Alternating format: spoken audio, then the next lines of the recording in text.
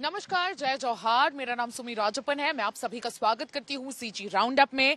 छत्तीसगढ़ का माहौल काफी जो ठंडा हो चुका है पॉलिटिकली भी, और मौसम भी काफी ठंडा हो चुका है।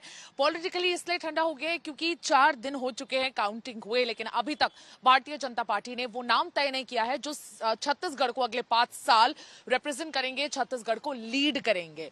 भारतीय जनता पार्टी प्रचंड बहुमत से जीत तो गई है, लेकिन डिस्कशन में काफी टाइम लगा रही है। तेलंगाना के रेवंत रेड्डी ऑलरेडी शपथ ले चुके हैं, लेकिन छत्तीसगढ़, राजस्थान और मध्य प्रदेश, ये तीनों राज्यों के कोई भी डिसीजन अभी तक नहीं आए हैं। कल तक ये हुआ था कि अरुण साव और गोमतीसाई ने अपने रेजिग्नेशन दे दिए थे लोकसभा स्पीकर ओम बिरला को, और आज वही चीज रेणुका सिंह ने कर दी है। रेणुका सिंह 24 घंटे लेट हो गई, लेकिन रेणुका सिंह की अटकलें भी ज्यादा लगाई जा रही है उनके नाम पर।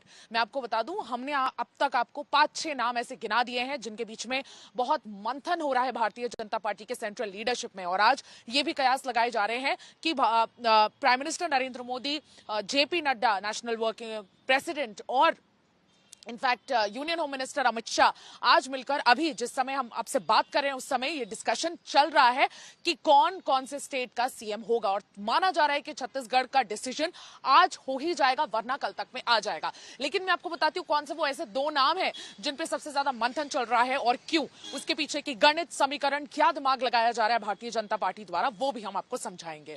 पहला नाम विष्णुदेव साय का है। विष्णुदेव साय, जैसा कि मैंने आपको बताया था, तजुर्बे में भी एकदम शानदार हैं, कड़क हैं। उनका तजुर्बा काफी लंबा है। 3 बार यहाँ के बीजेपी यूनिट के प्रेसिडेंट रह चुके हैं वो, 4 बार सांसद रह चुके हैं, 1 बार एमओएस रह चुके हैं मोदी 1.2 गवर्नमेंट में।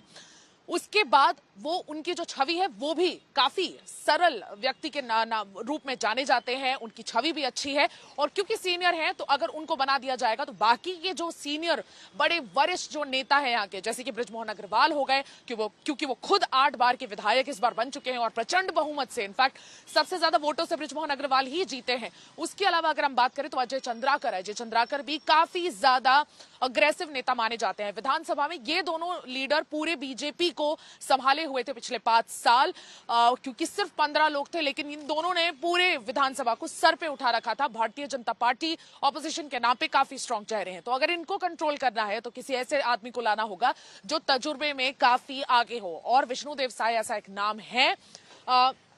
विष्णुदेव साय के नाम पे ऑलमोस्ट बहुत ज्यादा चर्चा चल रही है। वो एक ऐसा नाम है जो ट्राइबल है, सरल है, साधारण है, और आराम से काम भी कर सकते हैं।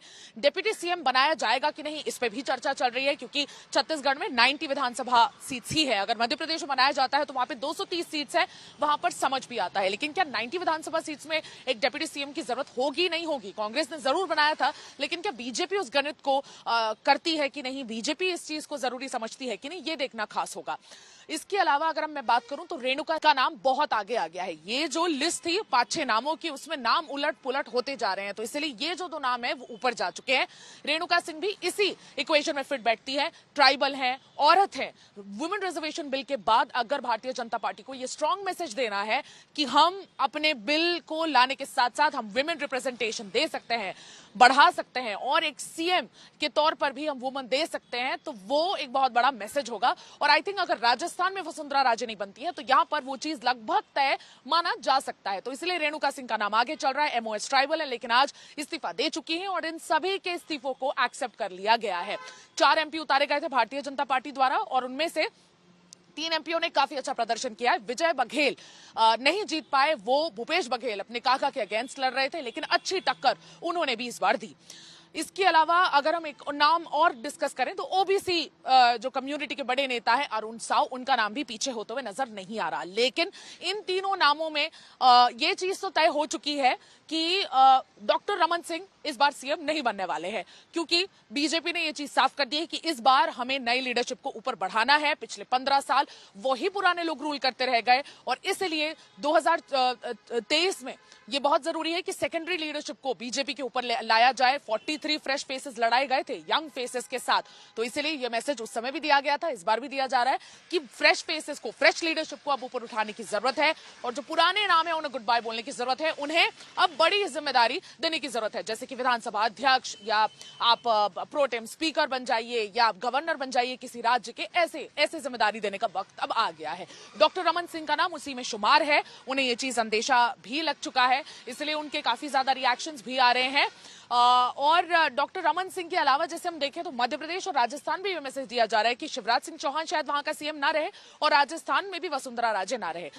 तो भारतीय जनता पार्टी ये चीज एक बहुत ही स्ट्रैटेजिक तरीके से आगे बढ़ने के लिए कर रही है, क्योंकि उन्हें सिर्फ 2024 का लोकसभा इलेक्शन नहीं जीतना है, उन्हें 2028 में भी अपनी पकड़ छत्तीसगढ़ में बना के रखनी है। वो 5 साल का नहीं सोच रहे, वो अगले 10 साल का सोच रहे हैं। तो इस गणित में डॉक्टर रमन सिंह इस लिस्ट से बाहर जाते हुए साफ साफ नजर आ रहे हैं। ये चीज 24 घंटे पहले ही क्लियर हो गई थी, लेकिन अब ये देखना खास होगा कि बीजेपी कब तक ये डिसाइड कर पाती है। हो सकता है कि कल 24 घंटे होने से पहले ही हम आपको ये खबर दे दें कि छत्तीसगढ़ का सीएम ये होगा या ये होगी। देखना खास होगा। सब कुछ प्रधानमंत्री नरेंद्र मोदी और उनके सेंट्रल लीडरशिप पर डिपेंड करता है। लेकिन हम आपके साथ इस सवाल का जवाब देने के लिए, उसका समीकरण क्या बदल रहा है, क्यों बदल रहा है, उसका लॉजिक, रीजनिंग, एक्सप्लेनर देने के लिए लगातार हाजिर रहेंगे। मुझे सुमी राजपन को और मेरे वीडियो जर्नलिस्ट राघवेंद्र पांडे को विदा दीजिए। अगले दिन यानी कि कल दोबारा आइएगा, कौन बनेगा सीएम पे दोबारा डिस्कशन करेंगे, क्या 24 घंटे में बदल गया उसके समीकरण को दोबारा हम डिस्कशन करेंगे। तब तक अपने फीडबैक देते रहिए। छत्तीसगढ़ के सबसे बड़े डिजिटल प्लेटफॉर्म छत्तीसगढ़ तक पर बने रहिए। नमस्कार, जय जवाहर।